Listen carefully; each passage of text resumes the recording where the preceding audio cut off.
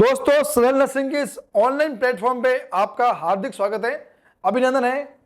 उम्मीद करता हूं कि आप मेरे साथ सरल नर्सिंग की क्लासेस देख रहे होंगे और पढ़ रहे होंगे और समझ रहे होंगे। ठीक है, अगर कोई क्लासेस किसी मिस हो रही है तो सरल नर्सिंग के यूट्यूब चैनल में प्ले लिस्ट में जाके आप सीक्वेंस वाइज क्लासेस देख सकते हैं। सारी क्लासेस अरेंज हैं। तो अपन पढ़ रहे थे कम्युनिटी हेल्थ नर्सिंग, उसमें अपन पढ़ रहे थे कम्युनिकेबल डिजीज। तो अपन ने कम्युनिकेबल डिजीज में सबसे पहले अपन ने डिस्कस किया टर्मिनोलॉजी कि कम्युनिकेबल डिजीज के दौरान टर्मिनोलॉजी कौन कौन सी आएगी, वो सब अपन डिस्कस किए। फिर अपन ने इन डिजीज़ों के कुछ इंक्यूबेशन पीरियड होते हैं, वो भी अपन ने डिस्कस कर लिए प्रीवियस क्लास में। अब अपन लेते हैं एक एक डिजीज़ के बारे में डिस्कस करेंगे। तो आज सबसे पहले अपन डिस्कस करेंगे HIV के बारे में, है ना। HIV क्या होता है, इसके साइन एंड सिम्टम क्या है, ठीक है, इसका मैनेजमेंट क्या है, ये आज अपन डिस्कस करेंगे। ठीक है, HIV है ना। HIV का जो फुल फॉर्म होता है, HIV का full form human immuno deficiency virus. Exam में इसकी फुल फॉर्म को लेकर भी अक्सर क्वेश्चन आ चुके हैं और आगे भी आ सकते हैं। HIV का फुल फॉर्म, ठीक है। ये जो वायरस है एक RNA टाइप वायरस है ना। आपको इतना ही याद रखना है, ज्यादा डीप में जाना नहीं है ना। ये टाइप ऑफ RNA वायरस, ठीक है। इंडिया में अलग अलग प्रकार के वायरस पाए जाते हैं, वेरिएंट के अलग वायरस होते हैं। तो ये सब वायरस हैं, इसके जो टाइप है कौन सा है, human T lymphotropic virus third, है ना। ये वायरस की वेराइटी है इंडिया में, जिसका ये पार्ट है कौन सा, human T lymphotropic virus third. HIV virus जो है इसका वेराइटी है इंडिया में, ठीक है। तीनों इंपॉर्टेंट एग्जाम की दृष्टि से। HIV का फुल फॉर्म, ये RNA वायरस है और ये वेराइटी वाला वायरस है human T lymphotropic virus third, है ना। अब अपन डिस्कस करेंगे HIV इनिशियल स्टेज है इसकी, एड्स की, ठीक है। Untreated of HIV can cause AIDS, AIDS, acquired immunodeficiency syndrome, ठीक है। अगर समय पर HIV का अगर इलाज नहीं हुआ है, अगर किसी ने समय पर HIV का इलाज नहीं लिया है तो क्या कॉज करेगा वो, एड्स, ठीक है। तो समय पर HIV का इलाज लेना भी जरूरी है। और HIV की इनिशियल स्टेज ही HIV वायरस से अगर ये बढ़ता बढ़ता ज्यादा हो जाएगा तो क्या कॉज कर देगा, एड्स, जो कि बहुत ही एक सीवियर स्टेज है HIV वायरस की, ठीक है। अब अपन डिस्कस करते हैं हिस्ट्री ऑफ HIV की हिस्ट्री, HIV वायरस की हिस्ट्री, है ना। इसका जन्म कहाँ कहाँ हुआ, कब कब हुआ, ठीक है। एग्जाम की दृष्टि से बहुत ही इंपॉर्टेंट है, नोट कर लीजिएगा। ये जो ईयर है बहुत ही इंपॉर्टेंट है। First case of HIV at world, विश्व में सबसे पहले HIV का केस 1981 के अंदर आया, ठीक है। विश्व में सबसे पहला HIV का केस 1981 के अंदर आया है, ठीक है। फिर भारत में HIV का जो फर्स्ट केस है वो कब आया, भारत में HIV का फर्स्ट केस 1986 में आया, ठीक है। अगर जगह का नाम पूछ ले तो आपको वहां पर क्लिक करना है चेन्नई। चेन्नई के अंदर HIV का फर्स्ट केस भारत के अंदर आया और कब आया, 1986 के अंदर। अब अपन बात करें अपन राजस्थान में, राजस्थान का भी जानना जरूरी है ना। राजस्थान का भी अगर कॉम्पिटिटिव लेवल एग्जाम हो NHM के तो उसमें पूछ सकता है कि राजस्थान में HIV का फर्स्ट केस कब आया, तो 1987 के अंदर आया। अब अगर राजस्थान में कौन सी जगह पर आए हैं वह भी अगर पूछ ले तो आपको क्लिक करना है पुष्कर। पुष्कर के अंदर HIV का फर्स्ट केस आया है राजस्थान में, ठीक है। अब ये सब होने के बाद, ये फैलने के बाद क्या हुआ, नेशनल एड्स कंट्रोल प्रोग्राम की हुई शुरुआत। नेशनल एड्स कंट्रोल की प्रोग्राम की शुरुआत हुई है 1987 के अंदर, ठीक है, जिसको अपन बोलते हैं सीपी प्रोग्राम। अब इस प्रोग्राम को 3 फेज में डिवाइड किया है, ठीक है। अब अपन डिस्कस करते हैं 3 phase of national AIDS control programme, ठीक है। फर्स्ट फेज कब हुआ? फर्स्ट फेज 1992 के अंदर, ठीक है। दूसरा फेज 1999 के अंदर, ठीक है। और तीसरा फेज 2007 के अंदर, ठीक है। और नेशनल एड्स कंट्रोल प्रोग्राम के अंदर एआरटी थेरेपी कब शुरू हुई? 2004 के अंदर, 2004 के अंदर शुरू हुई, ठीक है। नेशनल एड्स कंट्रोल प्रोग्राम की स्टार्ट इसमें क्या हुआ? एआरटी की थेरेपी कब शुरू हुई इसके तहत? 2004 के अंदर, ठीक है। तो ये जो सन है बहुत ही इंपॉर्टेंट है। विश्व में पहला एचआईवी का केस 1981 के अंदर आया, नोट कर लीजिएगा आप, ठीक है। भारत में पहला एचआईवी का केस चेन्नई के अंदर 1986 के अंदर आया, ठीक है। बात करें अपन राजस्थान की, तो राजस्थान में पुष्कर के अंदर सबसे पहले एचआईवी केस 1987 के अंदर आया, ठीक है। फिर भारत सरकार द्वारा नेशनल एड्स कंट्रोल प्रोग्राम शुरू किया गया। कब शुरू किया गया? 1987 के अंदर शुरू किया गया और इसको अलग अलग फेजेस में बांटा गया, ठीक है। First phase 1992, second phase 1999, third phase 2007, ठीक है। नेशनल एड्स कंट्रोल प्रोग्राम के तहत एआरटी थेरेपी कब से शुरू हुई? 2004 के अंदर। सन बहुत ही इंपॉर्टेंट है, आप नोट कर लीजिएगा, ठीक है। अब बात करते हैं अपन नेशनल एड्स कंट्रोल प्रोग्राम के अंदर बच्चों के अंदर एआरटी थेरेपी कब शुरू हुई, है ना। ये जो इंडिविजुअल के अंदर थी, बच्चों के अंदर नहीं, मतलब सब समान रूप से, है ना। जिसने प्यूबर्टी एज जो 12 वर्ष से अधिक उम्र पर ये एआरटी थेरेपी कब शुरू हुई? 2004 पे। अगर बच्चों के अंदर बात करें 1 साल से 12 साल के अंदर अंदर, तो वह 2006 के अंदर शुरू हुई, ठीक है।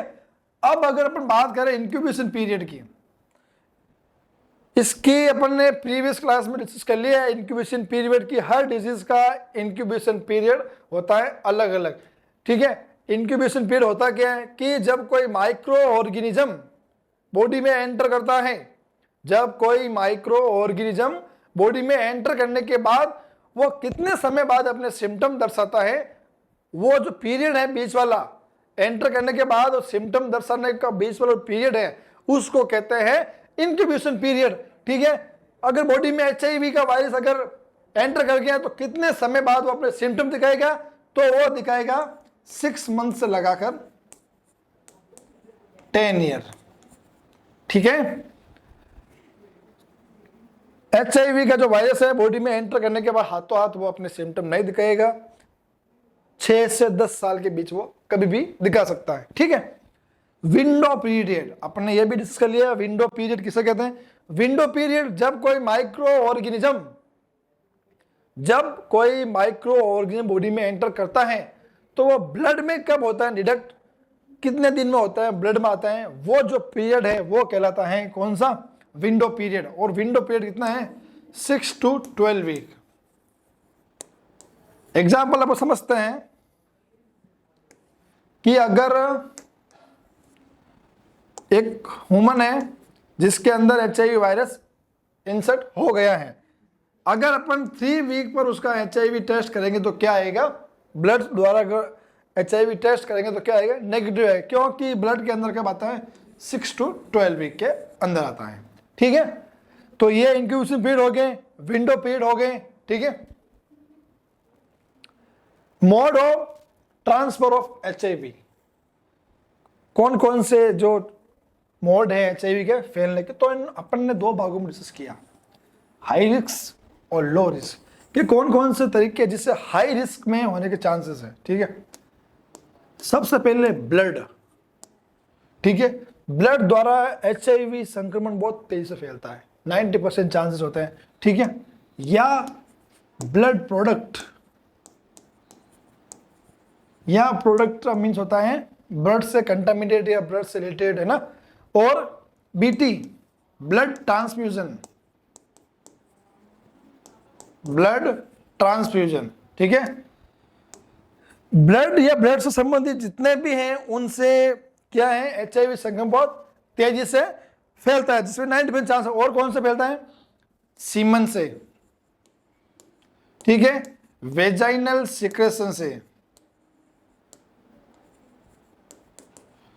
सेक्सुअल इंटरकोर्स से,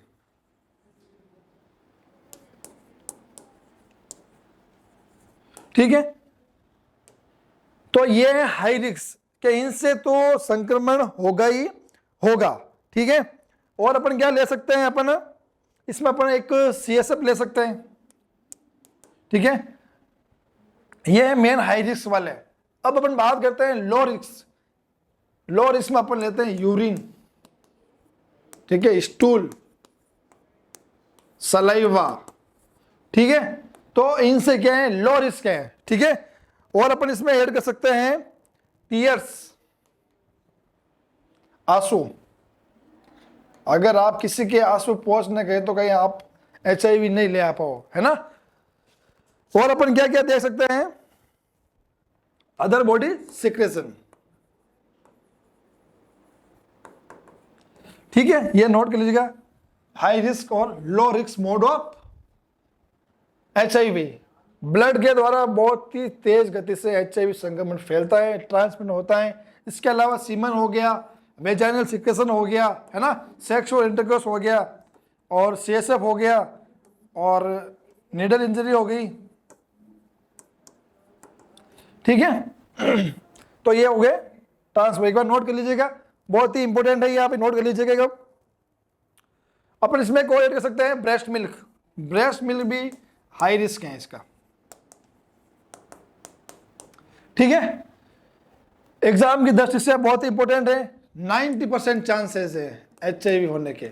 अगर कोई कंटामिनेटेड ब्लड या ब्लड प्रोडक्ट या ब्लड ट्रांसफ्यूजन के अगर कनेक्ट होता है कोई हेल्दी पर्सन, तो उसके अंदर HIV होने कितने हैं? 90% चांसेस हैं, ठीक है।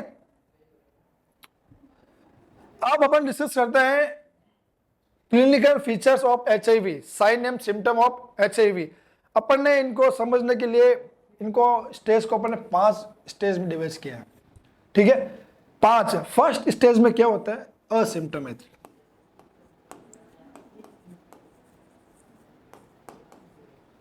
प्रथम जो स्टेज होती है वो क्या होती है? असिम्टोमेटिक, मतलब इसमें आपको लक्षण दिखाई नहीं देंगे, ठीक है। पर सेकेंड स्टेज में जाते जाते क्या होगा? नोजिया होगा, वॉमिटिंग होगा, और क्या होगा? वेट लॉस होगा। वेट लॉस कितना होगा? Less than 10% of body weight.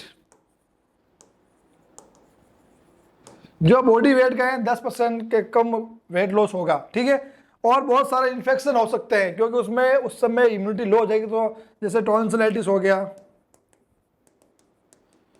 ठीक है। इस प्रकार इन्फेक्शन भी होंगे। फर्स्ट स्टेज के असिम्प्टोमेटिक सिम्टम आपको दिखाई नहीं देंगे। सेकेंड स्टेज में क्या हो रहा है? नोजिया, वॉमिटिंग हो रहा है, वेट लॉस हो रहा है। कितना हो रहा है? Less than 10% of body weight. Example, infection भी हो रहे हैं उनके। ऐसा अपन लिख सकते हैं वेरियस टाइप ऑफ इन्फेक्शन। और एग्जाम्पल के तौर पर अपन यहां लिख देते हैं टॉन्सिलाइटिस, ठीक है। फर्स्ट स्टेज में asymptomatic, second nausea, vomiting, weight loss कितना? Less than 10%, various type of infection. Example के अपन ले रहे हैं टॉन्सिलाइटिस, ठीक है। अब अपन बात करते हैं थर्ड स्टेज की। थर्ड स्टेज में क्या हो रहा है? वेट तो लॉस हो रही है, लेकिन कितना हो रहा है? More than 10%। सेकेंड स्टेज में क्या था? लेस देन, या और ज्यादा हो रहा है, more than 10% of body weight, ठीक है। और क्या होगा? फीवर और डायरिया कंटिन्यूसली 1 वीक तक, लगातार 1 सप्ताह तक क्या होगी? डायरिया, फीवर जैसे कंडीशन होगी। लॉस ऑफ टेस्ट नहीं आएगा। और पल्मोनरी टीबी भी थर्ड स्टेज में आपको देखने को मिलेगी। फोर्थ स्टेज में क्या हो रहा है? फोर्थ और 5 स्टेज में कॉमन है, CD cell count less than 200। CD cell जो काउंट है वो 200 से भी कम हो जाएंगे, ठीक है। सीवियर वेट लॉस मतलब बहुत अधिक मात्रा में क्या होगा, वेट लॉस हो जाएगा। सीवियर वेट लॉस को बोलते हैं wasting syndrome. Severe weight loss is known as wasting syndrome and due and occur slim disease.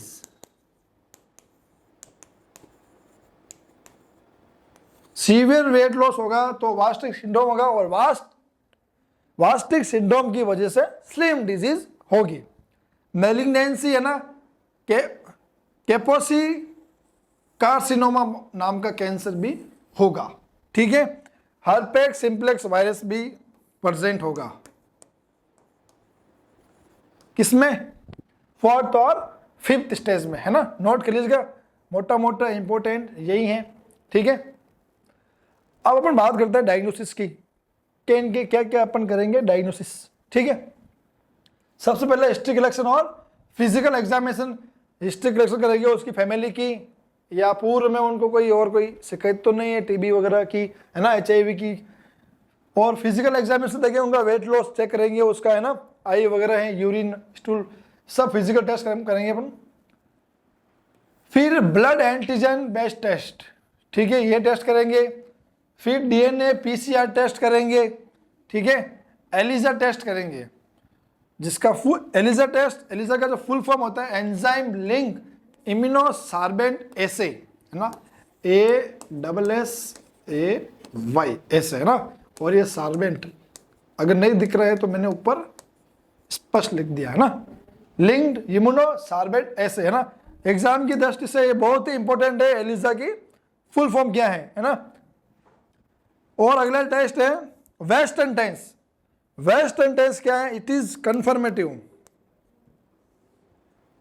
This is confirmative test of HIV या एड्स, ठीक है। ये कंफर्मेटिव टेस्ट है, वेस्टर्न टेस्ट। अगर एग्जाम में क्वेश्चन आ जाए कंफर्मेटिव टेस्ट कौन सा है, तो आपको क्लिक करना है वेस्टर्न टेस्ट। अब ड्यूरिंग प्रेगनेंसी के अंदर कौन सा टेस्ट होगा, P224 एंटीजन टेस्ट। ये भी कंफर्मेटिव टेस्ट है कौन, प्रेगनेंसी और बच्चों के अंदर P24 antigen test.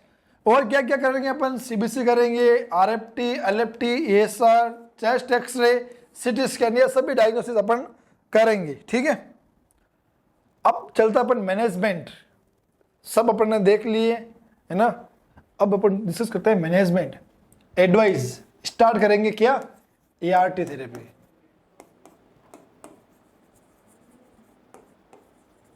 Anti retroviral therapy क्या करेंगे, स्टार्ट करेंगे। Start ART when CD cell count is less than 500।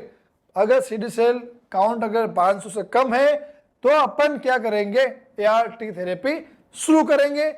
ART therapy की जो एग्जाम्पल जो मेडिसिन ड्रग हैं ये है इंपॉर्टेंट, ठीक है। इनको आप नोट कर लीजिएगा, बहुत ही इंपॉर्टेंट है। जुडोविनाडिन, लिम्बाडिन, स्टर्डिन, डिडानोसिन और नेविरापिन, ये 5 ड्रग हैं इंपॉर्टेंट ART की थेरेपी की। इसमें जो बच्चों के लिए ड्रग ऑफ चॉइस है ART के अंदर वो ये है नेविपेरामाइड, ठीक है। नेविपेरापिन ये बच्चों के अंदर और महिला के अंदर ड्रग ऑफ चॉइस है, ठीक है। नोट कर लीजिएगा, एग्जाम की दृष्टि से ये भी बहुत ही इंपॉर्टेंट चीज है।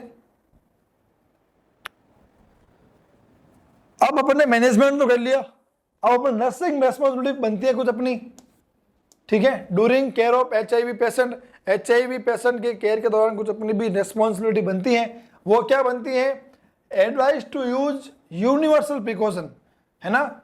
यूनिवर्सल जैसे PP किट पहनना है, आपको भी पहनना अगर आप केयर कर रहे हो और पेशेंट को पहनाना है। ग्लव्स हैं, गाउन है, गूगल्स है, मास्क है, ये सभी का आपको क्या करना है, ध्यान रखना, पहनना है, ठीक है। Always use precaution during sample and any procedure. कोई भी अगर आप नर्स है, HIV पेशेंट की केयर कर रहे हैं, अगर उसका कोई भी सैंपल लेते हैं, उस पर कोई भी प्रोसेस कर रहे हैं, तो आपको प्रिकॉशन रखने हैं, ठीक है। और वो कौन कौन से, जैसे हो गए यूरिन लेते समय ब्लड, स्टूल, CSF, है ना, एमनियोटिक, ये सारे जितने भी सैंपल लेते हैं, ये तो हो गया सैंपल, है ना।